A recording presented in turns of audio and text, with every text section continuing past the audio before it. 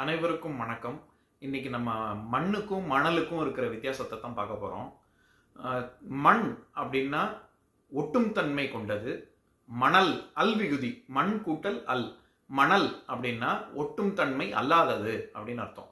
அதனால தான் நம்ம களிமண், செம்மண் இதுக்கெல்லாம் மண்ணுன்னு சொல்கிறோம்.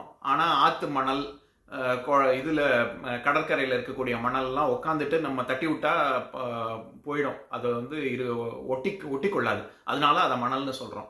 உதாரணத்துக்கு பயனில சொல்லாமை அப்படிங்கிற அதிகாரத்தில் பயனில் சொல் பாராட்டுவானை மகன் எனல் மக்கட் பதடி எனல் அப்படின்னு சொல்லியிருப்பாரு திருவள்ளுவர். அதுக்கு பரிமேலழகரோட உரையில பயனில் சொல் பாராட்டுவானை மகன் எனல் அப்படின்னு சொல்ற இடத்துல யாரும் மனுஷன்னு சொல்ல மாட்டாங்க அப்படின்னு எதிர்மறையிலையும் அப்ப என்னன்னு சொல்லுவாங்க, மக்கட் பதடி எனல், பதர்னு சொல்லுவாங்க அப்படின்னு வருது.